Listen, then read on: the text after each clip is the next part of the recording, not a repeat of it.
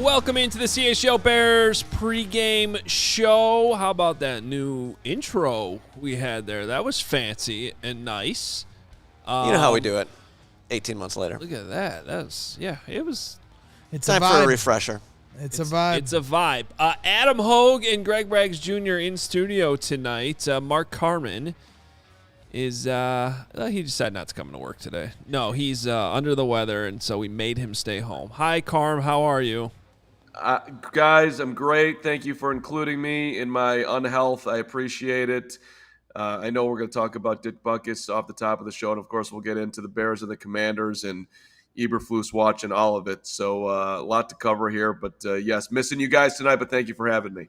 You are the last person, we just talked about this, so I'm going to go ahead and say this. You are the last person I know to get COVID. I think you're the last person on earth. I really thought that I was invincible, and I'm really mad at myself because I just got a physical. The dude told me to go get the shot. I was intending to do it, and it just didn't happen. And then last night did, and I knew I was in trouble. And today I tested myself, and yep, I can't be there with you guys. So it sucks. But I mean, you're not. I have another friend in Chicago that just posted like, I just got COVID for the first time. So that's crazy. COVID still a thing. The irony is, this was the game last year that I was at home because I had COVID for like the 14th time or whatever. And so I did the show from home for the Washington game, and I remember losing my mind at home that Darnell Mooney didn't catch the ball at the end, and we all did a nice little post-game show together. Maybe this one will be better. We do have football to talk about. However, sad news coming across. Started getting wind of this a few hours ago, and it is now official, confirmed by the Butkus family and the Chicago Bears. But really heartbreaking news for the Chicago Bears family and Bears fans all across the world, because one of the greatest and quintessential Chicago Bears ever, representing so much about this franchise and its history and what it means to be a Bear. But Dick Butkus passed away last night in his sleep peacefully, according to his family. 80 years old, and this, from all accounts, appears to be sudden and not expected. Dick Butkus was just at the Bears opener a few weeks ago. He was still he had his wits about him all the way to the end. Yeah, I just, every interview and encounter I had with Dick Butkus was great. He was always eager to talk about the Bears, talk about George Halas. He had so many great stories, and this is a crushing start to game day. Quite frankly, game night. However you're going to look at this, the pride and joy of Illinois. I mean that through and through, right? Because he played at Illinois, Chicago went to high guy. school. Yeah. It's a quintessential Chicago. Chicago and Chicago Bear. Carm, you covered his entire career. What? Went to high school with him. Yeah, well, okay. First of all, he won a Rose Bowl at the University of Illinois. He played center and linebacker.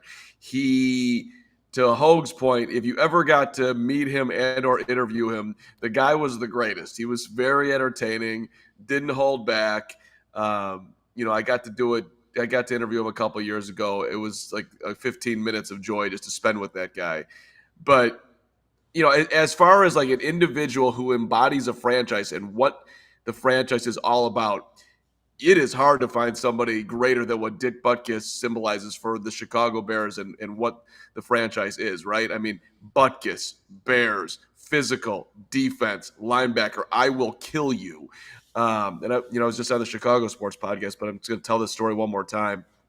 And if you go back and watch NFL films, there's a movie that I haven't seen, but it's called Hush, Hush, Sweet Charlotte. And in that movie, someone's head gets taken off of their body and rolls down the stairs. And Butkus talks about how he loved watching that movie because that's what he wanted to do to the players that he faced on Sundays. I mean, the guy went out to kill you, man. Deacon Jones, he didn't try to put you in the hospital, tried to put you in the cemetery.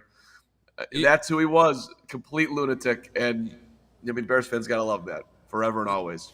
The last time I interviewed Butkus, he told a story of him when George Halas was retiring, like the last time as coach. He straight up told George that he didn't think that he wanted to win anymore. And he's like, I thought George Halas was going to swing at me right there in that moment. It's just like stories like that. Also, how badass you have to be to actually say that to George Halas' face. So, and this is, and then guys my age, upper 30s here, I remember him from Hang Time. Great show. Right? Like, this guy was also an actor at the end. So. Yeah, I mean, you see the highlights of Dick Butkus, and it's a lot of tackles that probably would never be allowed in today's football. It was a different era. And one of the funniest highlights you see of him is where there's a fumbled snap on a field goal, and the snapper takes it and throws to a wide open Dick Butkus in the end zone, and he shows the football to the opposing team. The guy smacks it out of his hand. So he had a bit of, humor to him, to his side too. So, it's definitely a sad day, for Chicago Bears. That's one of the most classic Bears highlights, I would say. I'd put that, maybe in the top 10. You see that all the time. So, Carm, you got anything else on Butkus before we move on? Well, I'll just tell one more story because, Adam and I did postgame on WGN for years with Ed Obradovich, who, of course, played with Dick and is friends with Dick, to this day. I'm sure OB is absolutely crushed by the news. But OB was playing defensive, playing on the line, and OB would be grabbing a hold of some ball carrier, and Butkus would be screaming at him, hold him up, hold him up, hold him up, so he could come in there and absolutely annihilate the dude. and OB's like, holding on for dear life on Jim Brown or whoever the hell it was, and hold him up. I'm trying to survive here, but that's those guys in that era. As far as, pure toughness and camaraderie and going for it, they used to, the way they take care of players today is not how they took care of players back then. Drugs and shots and anything to get you back on the field, and these guys just played through it. Yeah, and it's kind of, when you think about it that way, it's remarkable that Dick Butkus was so sharp and so, with everything, with football, all the way to the end here at the age of 80. So, and it's amazing how many Bears fans I can already just see on social media and our comments here that are really affected by this. He was. Well, and I think my final point on this is just to continue to say, when the Bears, if the Bears move to Arlington Heights, we've got all these retired numbers, fine, but let's do a ring of, just like the Cubs are doing with the statues, and you've got them lined up. Let's have a ring of honor or something near the stadium where each player can be immortalized in that way. Dick Butkus has a statue if you go to the University of Illinois, and it's really cool to see. And I think, players like him deserve that kind of immortalization, wherever the Bears play, whether it's Soldier Field or Arlington Heights. Absolutely. All right. Now the Bears linebackers need to go out and get 20 tackles tonight. Two takeaways. Do it for Dick Butkus. I don't know how many players on this roster really. Anthony Oderwald said 5 sacks, 1 INT or fumble recovery. Okay. 51. Look, again, I don't know how many of these players really in the weeds with Dick Butkus and understand the history. I would hope the linebackers do. I remember Tremaine Edmonds went through the usual spiel. It's almost like onboarding these players when they get to the Bears. They give them, the linebacker spiel, especially to the linebackers. So they're definitely aware of Dick Butkus. How much it eats inside their heart tonight as they're playing, that's a different discussion. I would think it's 100% something you bring up, Matt Eberflus, in your pregame speech, right, before the game. Yep. So, because and if nothing else, I don't know, if it's like if George McCaskey thing comes down and says something. Who knows? I don't know. But it definitely is sad news to get here on game day. As far as the game, let's get to the statement from George. I'm sorry, I meant to bring this up as well. And let me. Yeah, it's not exactly the biggest. Yeah, I'll bring it up on my screen so I can read it. We're all good. So this was a statement from George McCaskey on passing a Bears legend, Dick Butkus. Dick was the ultimate Bear, one of the greatest players in NFL history. He was Chicago's son. He exuded what our great city is about, and not coincidentally, what George Halas looked for in a player: toughness, smarts, instincts, passion, and leadership. He refused to accept anything less than the best from himself or from his teammates. When we dedicated the George Halas statue at our team headquarters, we asked Dick to speak at the ceremony because we knew he spoke for Papa Bear.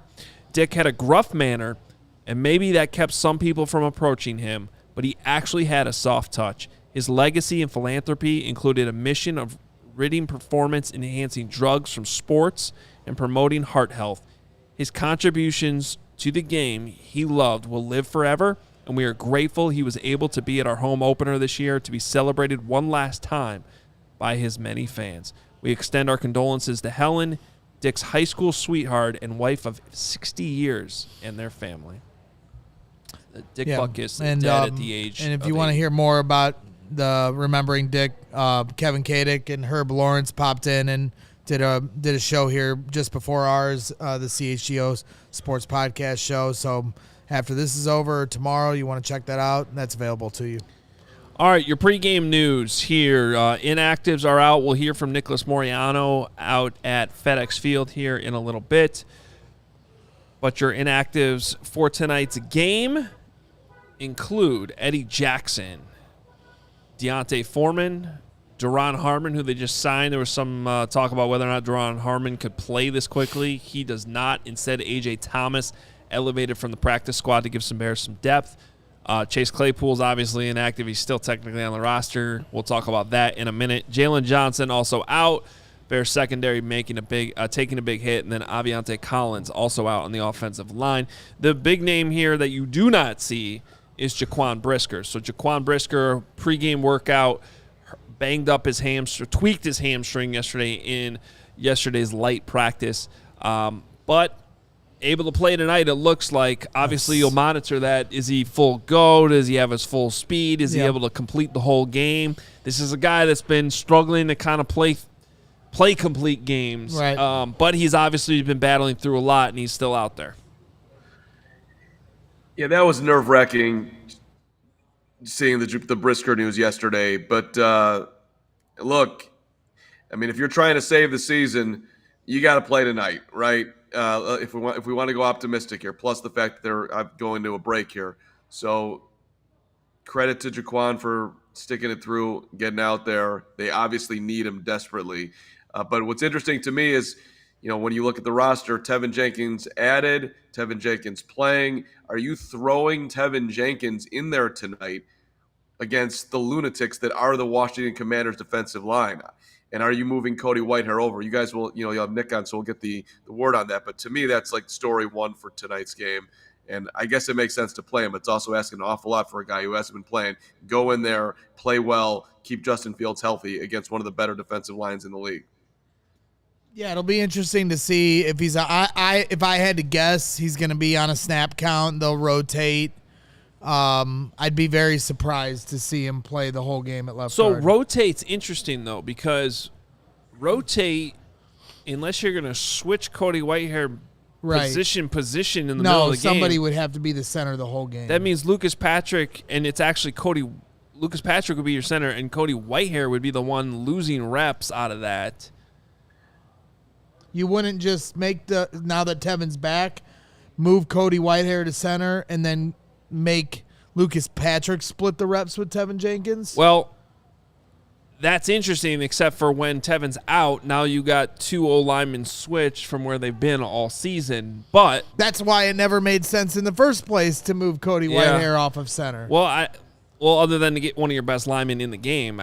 But yeah, you're right. They could have been switched this whole time. I don't know. It's been weird. But when you go back to OTAs, the original combination was Cody Whitehair at center. Lucas Patrick was coming in at guard when he was needed. So I'm with you. Maybe it's Cody Whitehair who's going to have see his snaps go down tonight just because Tevin Jenkins is back. Rotation. Well, I don't know Hoge, let me go head coach to be Adam Hoge. You playing Tevin Jenkins tonight?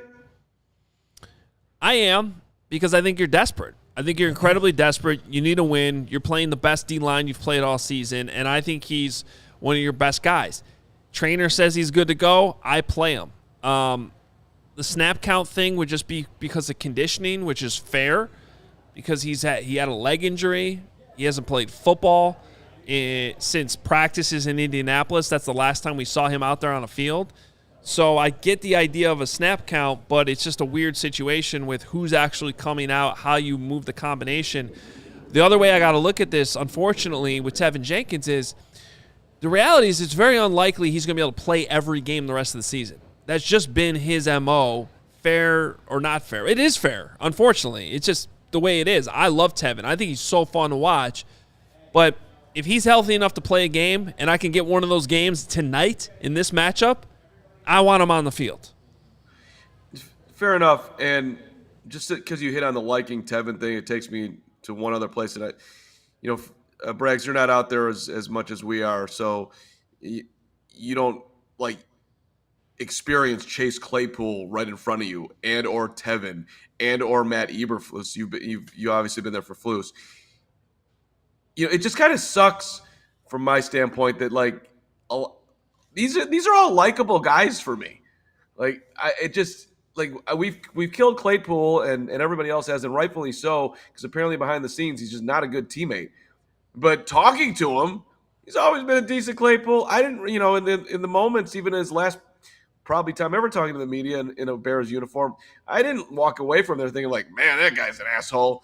That hasn't been my experience. And talking to Eberflus yesterday, I've been consistently asking him questions now about how he's handling this, trying to get something out of him, something closer to the Eberflus heart rather than the coach. And he really won't go there. But he did say yesterday, I'm here to be a servant for the franchise. It's almost like he's a sacrificial lamb for everything that's going on right now, not to take him out of his part in this, because he obviously has one. He's the head coach of the football team that's lost 14 games in a row, and he's made some questionable moves along the way. But I don't know. I don't know what my overall point is, other than the fact that there's a lot of likable dudes in that room that, at doing our job, we have to talk, realistically about what's going on here. But it just kind of sucks because these are not bad guys. They're just guys that can't win football games. I mean, that's the hard part for me. I don't know how this offseason I was so excited for this team, go to camp. That there's a positive energy that normally correlates with a team that is more fun than what we've seen. And so far since the season has started, they've become more and more unlikable as the season goes. And they might be good people and just personal one-on-one. I'm sure they're great dudes. But there's just been a lot of things that have been tone deaf across the board, with comments being made from the coaches or the players as this whole thing is going on. I mean, I'm sure you saw the clip, Carm, of Eddie Jackson talking about Sam Howell with ESPN 1000 and saying he can't read defense, whatever his explanation of Sam's deficiencies. You're not playing tonight, Eddie. For fans, we don't want to hear that stuff. We want guys to be competitive, get your head down, get to work. There's just way too much talking going on. Chris, all right, we'll cancel Cole Kmet tomorrow. We don't need to have him come in here. Guy, no one's allowed to talk. No one's allowed to say anything. I get it. There's a balance to it. I get it, but I just think for Eddie to be talking about things going on. My response is play better. How about that? Well, exactly. Settle but that's it what on I'm the saying. field. Eddie talking and then not playing it. I understand he's hurt, but I just think it's tone deaf. It's I personally wouldn't do it. Can't win. Everyone's. I don't know what to say anymore. But thank you for your Carmen. I do appreciate your weekly check-in on who you like talking to in the locker room and who you don't. Well, we didn't even do it. If we're going down there, Hoge, we might as well talk about the fact that I talked to Bajent yesterday for the first time. And yes, it is true. I fell in love. Is he aware of the song? He's aware of the song. Is he aware of the song? He's aware of the song is what he told me, but he has not heard the song. And That's the best type of awareness for that song, is to know it exists and not listen to it. The number 17 got that one right. Let me just tell you something about Tyson Bagent that nobody wants to talk about right now. But if you're talking about a cool dude who's easygoing and has some confidence in himself in a 3-minute conversation, maybe even he exuded all of that. So put that in your Bears backup QB pipe and smoke it, damn it.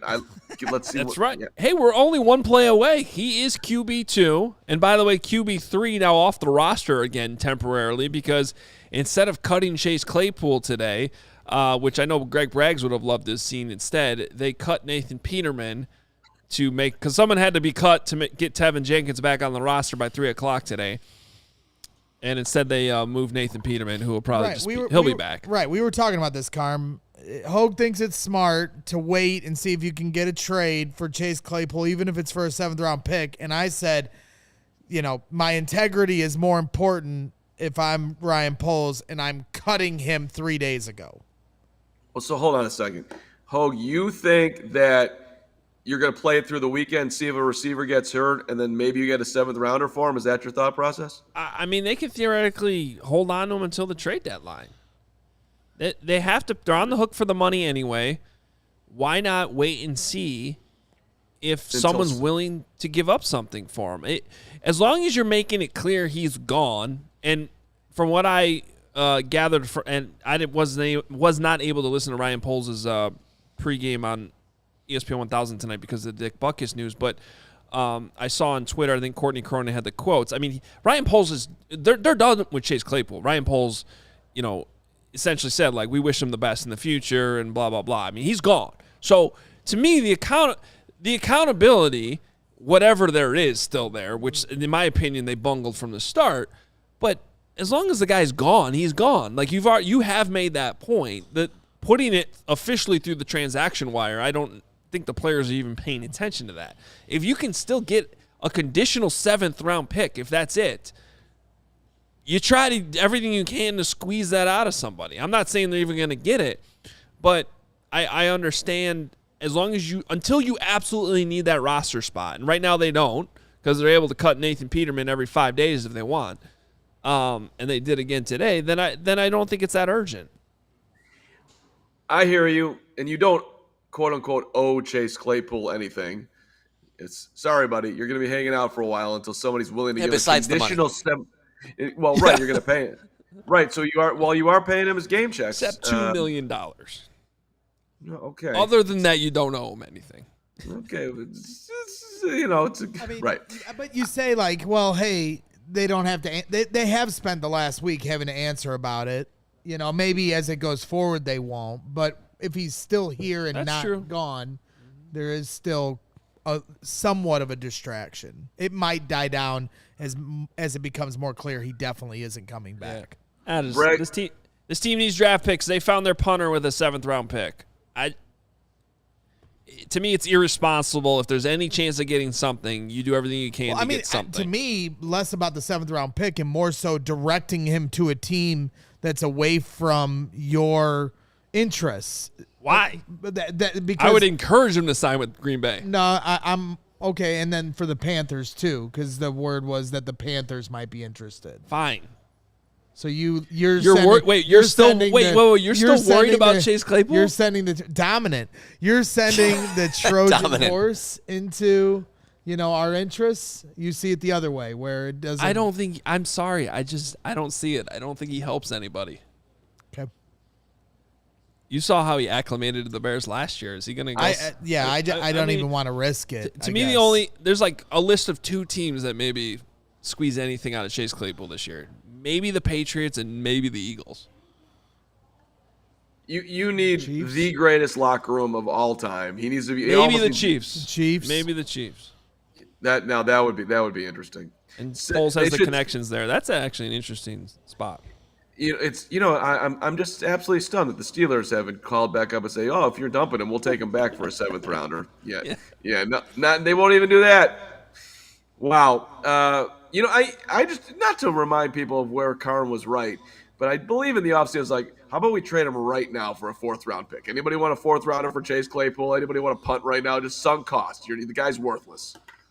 I don't think you would have gotten that. Maybe you wouldn't have. Maybe that's what you said at the time. You just said it right there. The guy's worthless. So I don't know.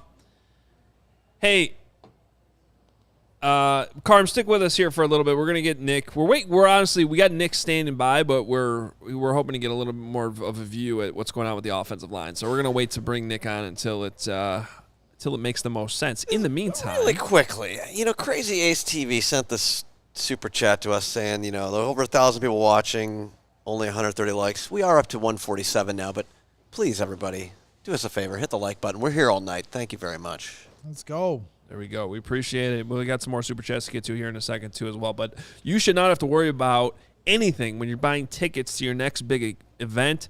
Game Time is the fast and easy way to buy tickets for all sports, music, comedy, theater events near you with killer last-minute deals, all-in prices, views from your seat, and their best price guarantee. Game Time takes the guesswork out of buying tickets. They also show you exactly what the all-in price is. Once you put it in there, all those fees and all that stuff, at least they tell you up front exactly what your price is going to be. I was looking at Game Time yesterday. I was thinking last minute, possibly taking my son to Miller Park to see the Brewer season end. Woof. Tickets were cheap, man. You could get in there for like $20 right there on Game Time. Almost did it. Baseball playoffs, I've never been less interested. Keep going. Well, the atmospheres have actually been pretty good, but that's why I would have gone. I'd rather be there in person than watching on TV, and that's why I looked at it. So last-minute tickets, flash deals, zone deals, Game Time has it all. You can also see the view from your seat before you buy, so you know exactly what to expect when you arrive. Game Time has deals on tickets all the way up to the start of the event, sometimes even an hour after it starts. It's the place to find last-minute seats. Download the Game Time app, create an account, use code CHGO. You'll get $20 off your first purchase. Terms apply. Again, create an account, redeem code CHGO for $20 off. Download Game Time today. Last-minute tickets, lowest price guaranteed. And if you're like Mark Carman and you're sitting at home on your couch and you're watching TV and you're like, hey, where can I get 140-plus live channels of sports shows, movies, and news? You go to Fubo TV and go to www.fubotv.com/CHGO when you sign up. Stream live TV from any device. Watch the most Chicago sports for the lowest price. Start watching immediately with a free trial. So you can do it right now, Carm, if you want. No contract, no cable, no hassle. Just sign up and start watching. 1,000 hours of cloud DVR included at no extra charge. Watch your local teams while you're traveling. College football coming up here this Saturday. NFL on Sunday. Bears tonight, so you get a whole NFL slate with the NFL Network. NFL Red Zone is available. So all the different advantages that you'll have with Fubo TV. So watch all of your favorite college football and the NFL with Fubo. Go to www.fubotv.com/CHGO to sign up for 15% off your first month of Fubo Pro. All right. Let's talk about the head coach a little bit here and what's on the line tonight. We have this awesome graphic that we put out on the CHGO Bears account. The GOAT, Joey's just over there killing it. Dude, look at this. Literally on the hot seat, Matt Eberflus. That's some good stuff in a row. You have to look closely to see this. Obviously, you can see the streak, 14 in a row. Can anyone spot? Maybe we should play a game here in the comments. Does anybody see the Easter egg in here? There's a little nugget in here that I did not realize until Braggs pointed it out. Joey, anytime he does any of these graphics, he throws in little Easter eggs, but you have to really pay attention. So our producer, I would look at the wall in the background. I'm looking at. I see there's like a newspaper. He still doesn't know what it is. Is that Arlington Park on the left? No. No, that's not. Okay. You're on the right track of like trying to see through it. I don't think I saw it until Brad pointed it out to me. Now I see it, but I'm not sure I would have seen it without him showing it. Is this like mall rats where they're looking at the stereogram and the guy can't see the boat for like? You have to. It's like minutes? one of those things where you got to cross your eyes to see it. Carm, do you know what they're talking about? Cody Emmer, Nagy's basement. So Go far, Joey. No one in the comments saw it. Okay, Bagman is in the background. Pull it back up. Bagman is in this picture. If you can see it to the right of Oh, yeah, underneath 14 left, in a row. Flus's Okay. left shoulder. the ghost of Sure. Bagman is watching, staring, looking. Yikes. It's pretty good. It's pretty good. Joey's awesome. So the discussion really is, and I wrote about it in my newsletter this morning, which CHGO diehards can get in their inbox. Is Matt Eberflus really on the hot seat? There's been talk about it, right? And I try to look at it from a couple different angles. I mean, we're only 14 days removed. It was 2 Thursdays ago that Ryan Poles came down, felt the need to give a impromptu press conference in the wake of Alan Williams resigning, saying, we're not panicking. No one here is panicking. Kevin Warren's not panicking. I'm not panicking. Matt Eberflus isn't panicking. And he said Flus is doing a great job. Now, a lot's happened in 14 days. But that was just 2 weeks ago. So and every time Poles has talked, really over the last year and a half, he has gone out of his way to praise Matt Eberflus as a head coach. So as disastrous as these first 4 games have been, I find it hard to believe that he's taken a sudden right turn on this whole thing. On the other hand, the latest example is Chase Claypool. We have seen Ryan Poles willing to admit his faults and move on from mistakes. And the wild card in all this is Kevin Warren. So, Carm, do you think he's really on the hot seat tonight?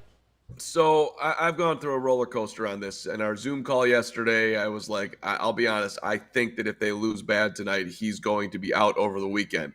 But the more I thought about it, I really don't think that even if it's bad tonight, I still think that he is going to be the head coach, at least until through the Panthers game. Like, you have too many other – you have another Thursday game in a month. It's November the 9th. So I think he has until at least then would be my guess. And these are all obviously all guesses. Nobody knows. But I think he gets till then at bare minimum. And, you have the bye after that. So you could do it. The Bears have a late bye this year. So those are times if you were going to do it in season. The only reason why I would think they would fire him now is if they think that they could actually save the season, and from 0-5 to get to become a playoff contender. And I can't imagine that Ryan Poles is sitting there like, if I push the Luke Getsy button or the Richard Hightower button or the Dave Borgonzi button, that this or a button outside of the organization, that there's something that can unlock what's going on here. So I'd be surprised. Very surprised. Well, Hoge and I were talking about this before, and that was a variable I brought up, was the upcoming 10-day layover after Panthers, and Hoge kind of shared that sentiment. I don't know if you want to just share it for yourself, but basically what you said. Well, yeah, I mean, to me, this is, and there's a super chat from Steven, $5, how all this plays out at Hallis Hall is going to give us some indication how much autonomy Kevin Warren has. So Kevin Warren's in this picture now.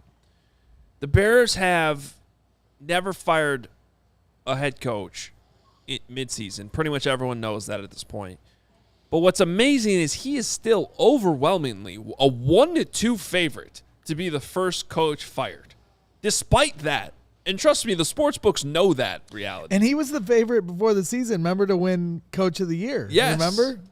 So That's because you put like $300 on him, didn't you? yeah. No, I did that. But what Braggs just brought up that I said earlier was, at least in my time covering this team, and I've seen plenty of coaches get fired, but there hasn't necessarily been a reason to fire a coach this early. Like, even in the Mark Trestman 2014, it wasn't until that bye in the middle of the year when they got trounced against the Patriots and things really started coming off the rails that you're like, oh no, this guy's probably not it.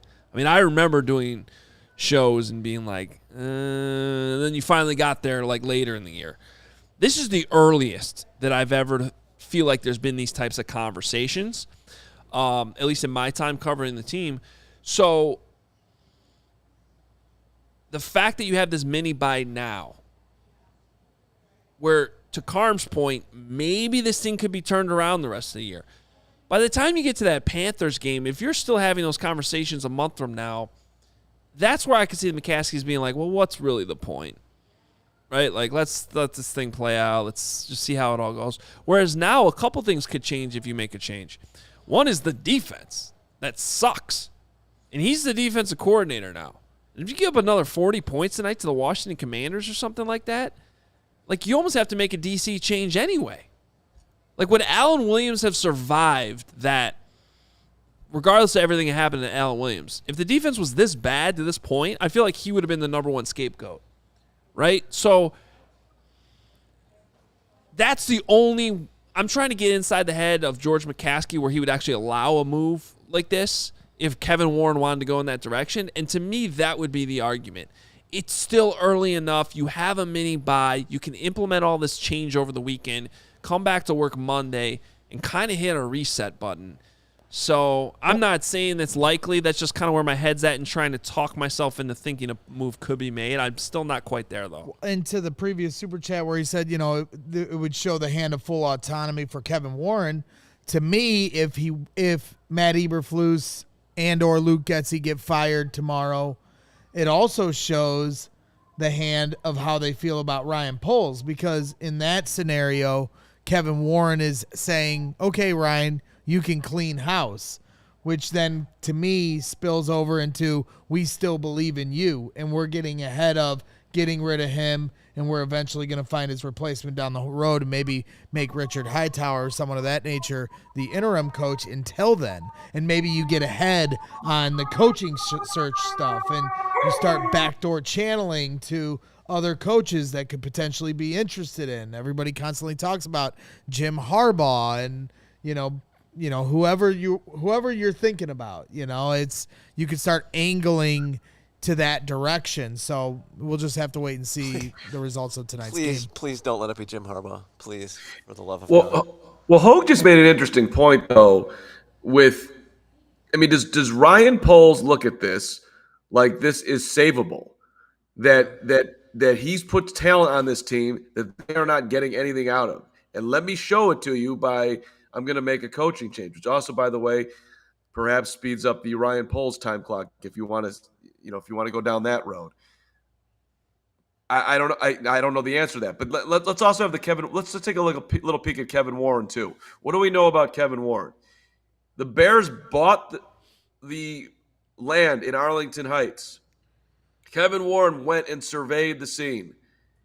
And instead of going all in and making whatever deal he could make, he's talking to Chicago. He's talking to Waukegan. He's talking to Naperville. He's talking to Hoge Mansion as to what's the best option for where to put the Bears. What do we know about what he's done in the building? I'm going to interview every single person in Hallis Hall to figure out exactly what's going on in this place. Now, that does not sound like a guy who's going to be, after 5 weeks, get rid of the head coach, right? That's the thing. He's done all that, but he hasn't made a significant change. I don't know if he's just waiting for the season to be over, but I would expect at other levels of this organization, you eventually see some type of changes. And to this point, that hasn't happened. So that being the head coach midway through the season just seems like kind of aggressive when he appears to be waiting this thing out. Well, and also, correct me if I'm wrong here, wouldn't a change in normal hierarchy come from the general manager goes to the president? It wouldn't be like Kevin saying, I want this guy out of here. It would be Ryan going to Kevin and saying, I want to do this. Can you get approval from George? I'm assuming how that would go, right? But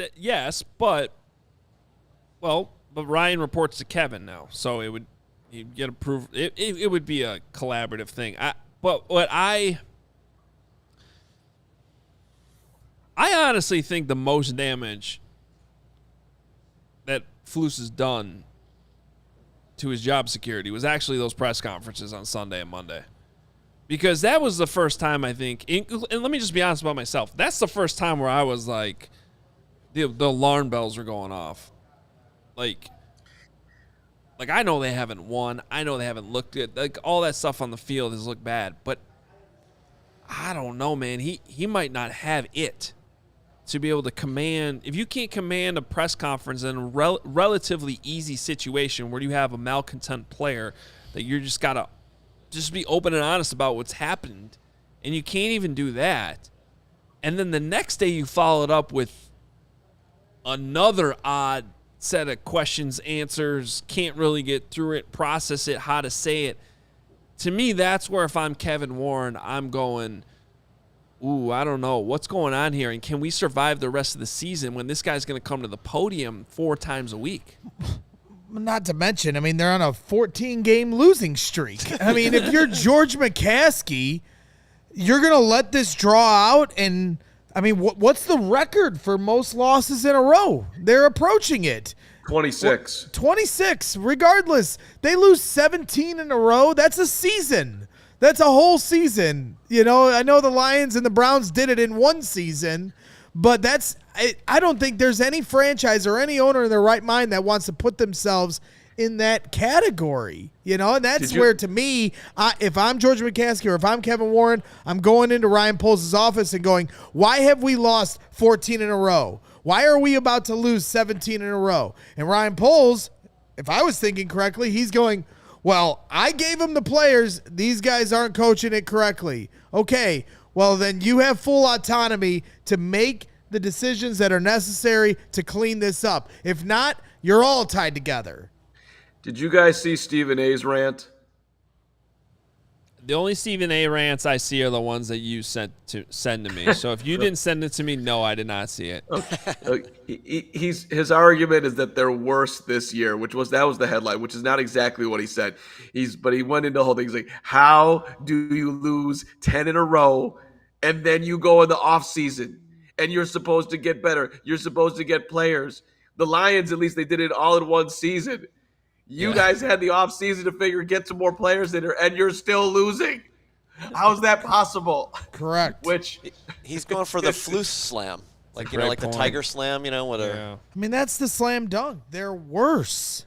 Let's get to the super chat. Mr. Unrealized Profit, $10. My soul left my body after the KC game. I'm done. The entire franchise is FCKD. I understand what that is abbreviated for. I just didn't want to say it. Yeah, I'm saving. I got you. I'm saving it for the post game because I anticipate needing to be able to. Yeah, no, he's swear. saying the entire franchise is fucked. Yeah, okay, he said it. It's insane. I was truly surprised that I didn't care last week. That said, win and I'm in, or 2 top picks, and I'll be back. Yeah, Bears fans, you are a loyal bunch, I gotta say. How about we fire off some other super chats here, Law? Well, we got a couple minutes. John Allen, $4.99. Love the show. First time I get to super chat on a live show. Keep up the good work. To Meatball Island we go. Bear down. I saw some people getting their Meatball Island swag and shirts and stuff in the mail today. Ooh. So that means it's probably going to be at my house when I get home. Chicago versus everybody, all the Midway collection that we released here a few weeks ago. So I'm excited to get that. It's all at the CHGOlocker.com. Chris Wood, $9.99. Instead of telling the team, let's win for Dick, Eberflus will say, let's make some improvements for Dick. That's the super chat of the show there, Chris. Good job. Steven, $10. Bears won in Green Bay. Walter, won in Green Bay the week Walter passed. Yeah, blocked field goal, right? With his help on a blocked field goal. How will 51 help out tonight's win? Yeah, what will it be? Ooh, we got to. Carm, this seems right up your alley. You're asking us to predict spiritual interceptions? I mean, 51 is going to superimpose himself into 57. It's going to be the greatest night in Jack Sanborn's life. Not that Sanborn needs any help because he is the sand god, but that's my envision. Sanborn's going to pick up a huge fumble tonight and run it back for a TD. Bears win. Jake has you here, $9.99. R.I.P. Butkus, start Jack Sanborn. I don't care where. Let him rip it. He will take over the game defensively. That's right, damn it. All right, Carm, we're going to let you go because Nick's ready from D.C., Maryland, wherever the hell that stupid stadium is. You didn't have any bagels, did you? I don't know what that means. Is that a haze at me being a Jewish person? No, when you eat bagels, you get sleepy when we're watching games. Oh, that one, yes. It's not a Jewish joke. No, that's You okay. get sleepy every game. What are you talking about? But specifically when all he right. eats bagels. No Carm Hayes on the night I have COVID. I'm missing you guys. I'll see you for post game. Have a great show. Take care of yourself. We'll see you later. Later, Mark. Thank you. Bye-bye. All right. Mark Carman recovering at home. Let's quickly sneak in an ad break. Then we'll go to our friend Nick. But it is an evening game. We got the rumor has it we got some great food. Yeah, in the I'm studio already tonight. Smelling it. I'm gonna lose my mind. I almost walked off the set a minute I've ago. been smelling food all day. We had a little mishap at my house. My wife accidentally unplugged our garage freezer on Monday, and I didn't realize it until yesterday when I went to go look for some meat that we had in there, and I'm gonna say over $500 of meat and fish. Oh no! Now it was still chilled enough that it was sort of a cook it or lose it situation. So I did a shoulder roast. I did a brisket. I did all kinds of things today. I've been cooking since I woke up this morning. Start cooking it all. But I couldn't enjoy any of it because honestly, none of it was really done. It's all slow cooking stuff. So I had to leave, and she's finishing off. So I'm glad we got some great food here. Regardless, I'm going to drink some Goose Island with all this great food that we have here tonight. Goose Island is our go-to beer here as they support us at CHGO.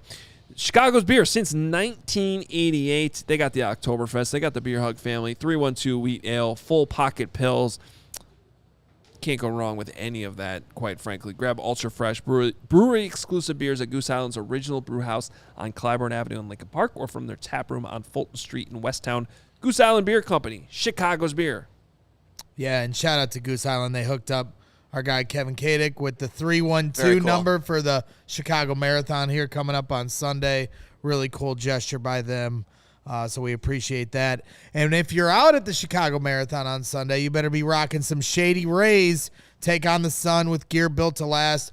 Our friends at Shady Rays have you covered for the warm weather ahead with premium polarized shades at an affordable price. Shady Rays is an independent sunglasses company that offers a world-class product that's just as good as any expensive pair we've ever worn. Durable frames and extremely clear optics for outdoor adventures. That's not all. Shady Rays offers the most insane protection in all of eyewear. Every pair of sunglasses is backed by lost and broken replacements.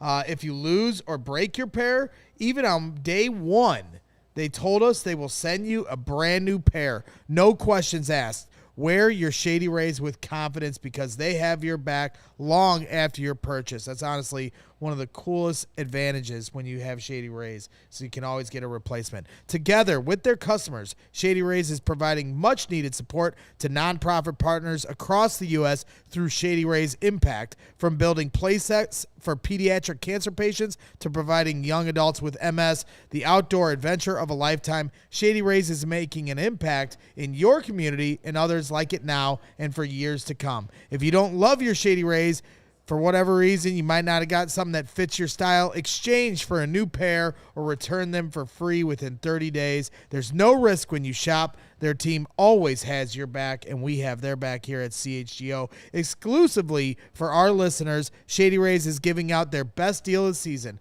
Go to shadyrays.com and use the code CHGO for 50% off 2+ pairs of polarized sunglasses. Try for yourself the shades rated 5 stars by over 250,000 people. All right, let's go over to FedEx Field. Nicholas Moriano standing by pregame at the stadium. And Nick, based on the tweet I'm seeing from you, it looks like the offensive line is the same? Yeah, that looks like that's what it's going to be maybe for parts of the game, you guys. We did see, like, when the Bears went with 3 down, the interior offensive linemen, you saw Tevin Jenkins go in with the second wave. So maybe at some point you might see Jenkins, but as how they were kind of formed with like the first team, same as we've seen the previous games, you guys. Okay. I mean, honestly, as much as we need him out there, we need some physicality. It makes sense, the idea of him coming out there and hadn't played all year and get all the reps, I think would have been unrealistic. Yeah, and you guys too, like when it was just the quarterbacks and centers that went out, only it was Lucas Patrick and Dan Feeney. There was no Cody Whitehair was going out there snapping. It was just, again, the two that we've seen predominantly out there with Lucas Patrick and Dan Feeney snap to the quarterbacks. But if anything, if we see Tevin Jenkins going to be at the left guard, I doubt that we see Lucas Patrick get out of the lineup even when Tevin Jenkins is in, just because I think they want to keep that continuity at the center position. Well, and let's be honest. I mean, you certainly have guys you miss that it's not that you're rushing them back, but, okay, they're healthy enough if you need them. So it could be like an emergency type situation too. Guy goes down. All right, Tevin, we need you to get in there. And he certainly makes you deeper and better in that type of situation. So we'll have to continue to monitor that. How does Jaquan Brisker look in warm-ups? We know he's active. Does he look right? Yeah, I mean, from what they're doing in just the warm-ups, you guys, is kind of going through the motions of the plays. Like, he looks like he's right. Tremaine Edmonds, as he usually does, goes through the entire team and kind of dabs up everybody up. And, kind of had a little longer dab for Jaquan Brisker there, maybe knowing that he's playing. Obviously, you need him to be productive in this game, but it's good that they have him because this already depleted secondary, and you need all the help you can get. The Washington Commanders, they have a lot of weapons on that side of the ball, so it's good to see that Brisker's out there, and hopefully he can just play the entirety of this game and do it to the best of his ability. Yeah, I mean, as the Bears kept suffering injury after injury after injury on their secondary, the guys that were questionable for the Commanders coming into this game, the wide receivers, Curtis Samuel and Jahan Dotson, they are a go. So from a matchup standpoint, it seems like the Commanders got healthier in the last few days while the Bears actually got unhealthier somehow. But they played without these guys in the last game too, so they'll just have to, I guess find a way to get stops. It would help if you get some pressure at some point. I don't know if that's a thing they can do or not.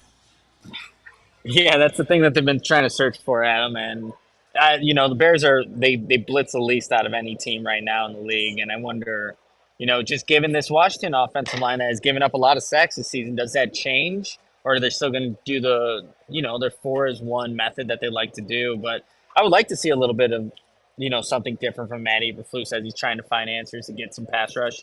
Kind of really quickly, though, going back to the offensive line, you guys, Ja'Tari Carter was out there for a rep with the first team at left tackle. I wonder, hey, maybe something happens to Larry Borum. I mean, this is the guy that played a little bit of tackle back in college, but I think the Bears, too, are honestly, you got to look at what's your best five, right? They always talk about that. What's your best five? And is Larry Borum a part of that? I mean, he's kind of just there because he has to be at this point with Braxton Jones injured, but that may be I don't know if he's struggling. Chase Young is getting the best of him throughout the entirety of the game. Maybe you might see a Ja'Tari Carter at some point. What's starting to turn, the fall season starting to turn, it's night game. What's the weather conditions for tonight in Washington? Oh man, it's nice. I'm in short sleeves. I got some lighter pants on, but no, it's a really nice night here. And Adam, I think you said, where's the stadium at? I really don't even have a clue. I took my Uber here to put in FedEx Field, and it took me here. But it's an interesting vibe over here. It's again a nice night for football, so should be hopefully a competitive game. That's what I was trying to tell my Uber driver. That's all we want.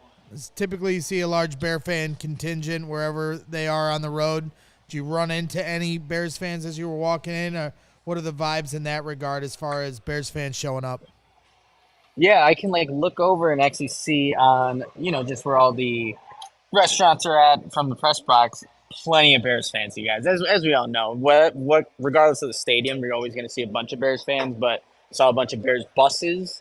You saw, actually my Uber driver was driving right next to a van with just a bunch of Bears fans in it. So they travel well, you guys. So I think whether the Bears do bad or good, you're going to hear them. Well, this isn't even a travel situation in a lot of cases. just a lot of Chicagoans live in the DC area, so you get that part too. I know my experience is being in that stadium a few times. It's usually a lot of Bears fans now, and it is Landover, Maryland, by the way. Not terribly far from downtown, but there's just nothing out there. Did your Uber driver drop you off like 2 miles away, like mine had to do a couple years ago, and it was like 100 degrees? I enjoyed that walk. Yes, I was wondering. He dropped me off. I'm like, where's the stadium? How far have I got to travel to actually find it? So I had the same exact experience. It wasn't as hot though, Adam. So luckily I didn't have to experience what you did. But yeah, then you kind of walk up and then there's a whole NFL stadium here. So yeah, I did have the same exact experience though. Lowest end zone angle press box that you're going to get to across the league. It's just, but what I was about to mention though, here's what's different to me. My past trips there, a lot of apathy. I think you can make a big comparison actually between Commanders fans and like where White Sox fans are right now, where it's just like, why bother? Now that's changed. Yeah, that's changing. Thank you. I was getting to my point. Yeah, that is what's changed since the summer. Last few times I've been there, it's like, really, who gives a shit about this team? They got to change their name and everything. New ownership. I'm very interested, Nick, and maybe you could feel excitement already and not sure if it's close enough to game time, but I'm really interested to see what the atmosphere is like there tonight because whereas the past couple of games, Bears fans would almost be the louder group of fans, I'm not sure that's the case anymore with the Commanders fans getting back in and the franchise sort of reinvigorated.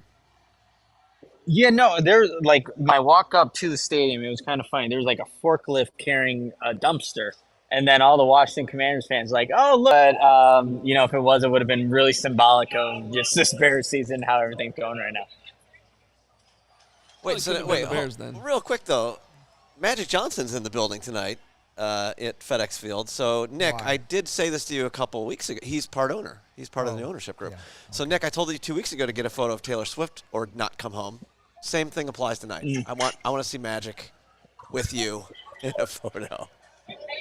Okay, I will try to find Magic Johnson. We'll take a selfie, and if I don't, I'll stay here. I should have been I should have been stuck in Tampa. I should have been stuck in Kansas City. Yeah, Nick, and now I'll be stuck where I'm at right now. Nick, if you see Magic Johnson, will you tell him, hey, you remember that time Scotty switched on you in the finals and locked you up for me?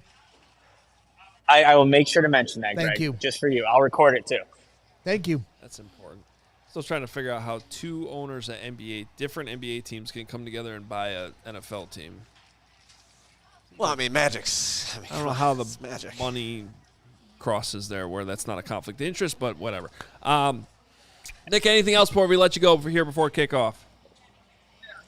No, you know what, guys? I'm looking forward to seeing what kind of Bears team actually shows up tonight. Obviously, you guys talked about Dick Butkus, and, obviously – when you think of the Bears, that's probably one of the first players you think of outside of Walter Payton. So, let's see what kind of performance we'll see out of this Bears team in all three phases. And the last time the Bears were on the road, they won a game.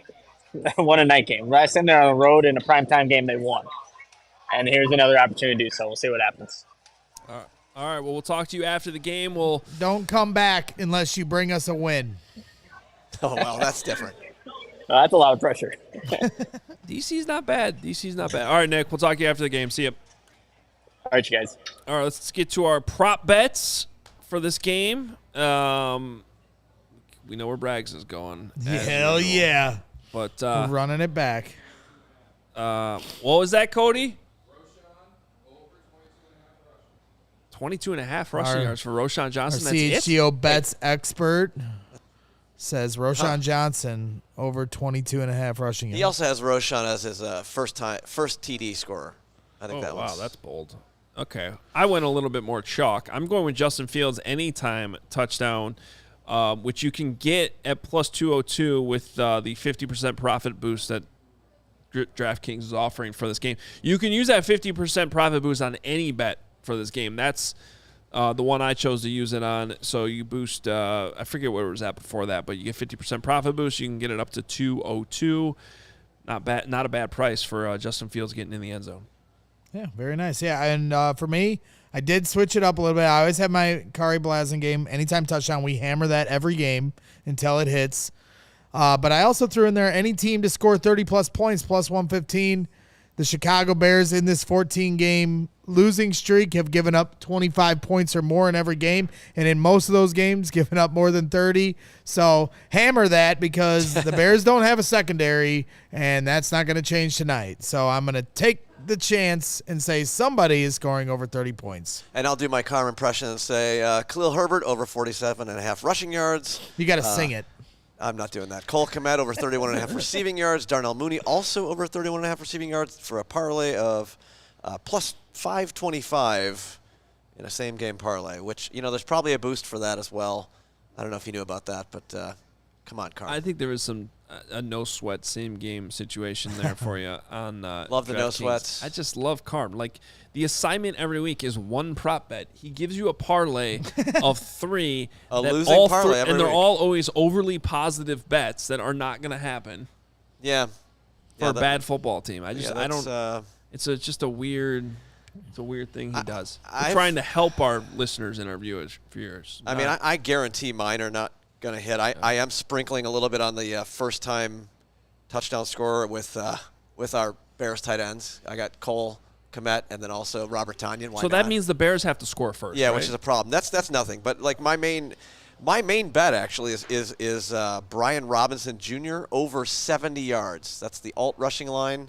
I used my boost on that and got it to plus 172. So, all right, very nice. That's my main one. Let's also look at our predictions for this game, because that matters as well. And I think almost all of us have. All of you, yes. Washington. Oh, that's what it was. It's a clean sweep. Clean slate. From our panel. Apparently, Jake Flanagan still has the Bears if you go to our article on ALLCITY.com, Kevin Kadick and Jake Flanagan, our fearless leader, also put their picks in every week. Jake Flanagan is 0-4 on the year. So because he keeps picking the Bears. He picked him again today. So, he's the president of Meatball Island, and he's not backing down. All right. Well, he's not going down without a fight. I went with the same exact prediction I had last week, which was 24-20. I got the Commanders winning. You had more points being scored, which is fair. I don't know why. I know every year's different, but I saw these two teams playing on Thursday night last year. It was ugly. I kind of sensed that same type of game. I was looking for a prop bet on which Bears defensive player the quarterback of the Commanders would block in this game. Yeah, I was actually remembering that earlier today. I was like, remember that happened? Remember when Carson Wentz just blindsided Roquan Smith? God. Yeah. Laid him out. Yeah. Oh, yeah. He must not play. Well, he must not be a good player. Probably should trade him. Well, that's the thing. Like, Carm put 20-13, and it was like, well, the Bears haven't held anybody under 25 points in almost a year. And, the Bears only scoring 13 points would be depressing. Well, technically, they held the Broncos to 21. Correct. Technically. Correct. And 24. 24. Yes. Yeah. So, I just hope that I got them losing 34-26 because the secondary, I just don't, they can't get a pass rush. They don't have a secondary. It's not good for the defense. But at the very least, I am intrigued about this game because of how the offense played for the majority of the game against Denver. I'm not as depressed as I have been going into the last few Sundays, feeling like there's no hope for anything to be interesting. Now I'm interested to see if they can continue to build off of what they did offensively last Sunday. If Justin Fields can continue to, find himself here. And even Luke Getsy, as much as we're hard on him, he was a part of them adjusting. Maybe it took a few weeks too long. So I am intrigued to see if they're able to do that. Now, this pass rush that Washington's coming with, good luck to you. But you know what? Every team's got, guys on their defensive line except for the Bears. You got to deal with this. Justin Fields' rushing yards might not be a bad play tonight, because the one thing about having a good pass rush is you sometimes lose contain. I took the under. It's 47.5. I just thought he's been not running as much this year. He hasn't. He hasn't the whole been. year. Yeah, he hasn't been. But I just sometimes when he's flushed out like that, Okay. Another loser from Law. Yeah. All right, let's fire through some super chats before we get to kickoff here. April McGuire, 199. April from Idaho says, "What's up?" We saw April last week with the koozies. Yeah. Yeah, she had the Cockies. I only koozies. drink Cockies with CHGO. I have my koozie here. It's in the fridge right now with the beverage already in it, ready to go. There you go. Just save me one more step later. Yeah. Yeah. Also, Jordan, £4.99 sterling. Hey, We're getting there. Hoge, you are the reason I studied to become a sports journalist. Huge Bears fan from Oxford, England. You guys are the best. That's cool. Jordan, cool. that's really cool, man. I appreciate that. But Awesome. does that mean he goes to Oxford or he's just from Oxford? No, just probably from there. I mean, he could have gone to Oxford, but yeah. Yeah. All right. Well, appreciate that, Jordan. That's a nice note. Hoge inspired me too. Yeah, it's To do obvious. what? To be the biggest moron in Chicago sports media. We did just put out that supercut I of was like, the Claypool trade one that day- and that's how it ended. One day I'm I going to get in inspired this him- industry and ruin Hoge's life. And say things like Chase Claypool's dominating. I love you. Bear Forever 14, $5. R.I.P. Dick Butkus. Man, on Bears game day, no less. When's the good news going to start coming our way? Just Maybe about, 3 hours from now. Yeah, I was going to say, in about 10 minutes it'll start. That's not exactly convincing. Steven, $5. If I remember correctly from a polls interview, he said that they weren't focused on the defense. It was all about Justin Fields this season. I don't know about that. I mean, what happened to your head? It's not great. It's not great. Why did you do that? Well, my barber, I hit him up yesterday. I hit him up last week. Every day he tells me he's busy working at the mill. He's not just a barber. He works at the mill building scaffold. And I said, if you do not get back to me, I swear to God, I'm going to shave my head because I'm sick of this. He didn't text me back, so I sent him a picture today. I said, you did this. I'll see you around Christmas. What did he say back? He said he was sorry. It's kind of messed And up. it he was did that to not me. apology not accepted. Isaiah, this is your fault. Yeah. Well, I'm sorry to all the children that have to be scared by that right now out there. Well, we'll start a new streak. What about this? What Yeah, if we're starting fresh, ladies and gentlemen? this is what launches the Bears a into a fresh 15 start. game? You can't cut your hair until the Bears lose again. Now you should have seen the comedy airs that went Or down win. with this today. I shaved, so I got these buzzers that shave it nicely. It ran out of batteries halfway through, where literally the backside of my head was full hair and I was bald up front. That would've been Could awesome. not find the charging cord for it. So then I had to get my clippers that I use for my beard to shave the rest of my head. And I don't know if it looks, it probably looks terrible. So I got a mirror and brought it in the bathroom, and it was a comedy of errors. So this is where we're at. But I did this to feel fresh. It's a look. You should have live streamed that. Yeah. Yeah. Was it on Spaces at least? It wasn't on Spaces. Should have been. All right, Jay Toasty, $4.99. Who replaces Flus? Getsy, who is already over his head. Come on now. Hightower run the defense. It just doesn't make sense as much as I hate this staff. It's a fair point. Carm did say he would shave his head if Justin Fields throws for 4,000 yards. So we need a 450-yard game tonight, baby. He's on pace for 3,600 right now. Yeah, he's actually not that far off. Yeah. And that includes Let's go. that one clunker where he didn't even break 100. Man, if we have this terrible season, but if we can somehow get Justin Fields over this threshold so Carm has to shave his head, it might all be worth it. Joe Calcagno, $4.99. Flus will not get fired. They sold everyone good off last year to suck on purpose, then halfway built a team. How can he be blamed for all of this? I mean, there's a lot to blame on coaching right now, and he's the head coach. So that's how he can be blamed. Dominic Francillo? I don't know. Francillo. I like that. Go Bears from Brooklyn, Hell yeah. NYC. Great show. Hey, Appreciate Dominic, it, man. fold a slice for me tonight and just tell me how delicious it is. All right, I'm hungry enough. We got to end this show. Two more Super Chats real quick. We got Ollie, £4.99 sterling, British Bears fan here. 7 beers in at McDonald's on the way at 1 a.m. How special is Caleb? Is that what I should be researching for this offseason? I just love that it's, what time is it right now? It's like... Yeah, these primetime games are I think rough 1 in the morning. in I think it's 1 in the London. morning. Yeah. Yeah. That's why he's got the McDonald's on the way. All right, Luke Urbach, $10. Which Bears scoring a touchdown first tonight, guys? Kari Blasingame plus 11,000 if he scores the first touchdown. It's plus 2,800 for any time, but plus 11,000. Slam the Kari. Well, but he's just saying the first Bear. I mean, what if they're down 21-0 at that point? You actually it's only an anytime touchdown. Oh, that's true. Case, but yeah, that's true. All right, Kevin Kaduk, who's in charge here, says making an executive decision. Braggs has to wear the bag on his head in post-game, win or lose. I don't know if we want. At least put your hat back on, damn it. Yeah, the hat. Yeah. I always wear a hat. That's why it doesn't matter if my head is shaved. Yeesh. Oh no, Sarah wants to shave her head. Hey, become a diehard. Do it right now, damn it. AllCHGO.com/diehard. Hey, we got a watch along coming on here. Who's kicking a watch along on? We got Off? Matt Peck, Herb Lawrence. I don't know who's Cody Delmendo. Everybody's in tonight. We This got must be a guys special from game. CHGO Sox, CHGO Cubs, CHGO Bulls. We'll jump in. Oh, that's what it is. There's free food. Okay. Cody stuck around. Thought you were here to see me, Cody. Yeah. Okay. And to see Hoge. So, yeah, live watch long. They've been a lot of fun.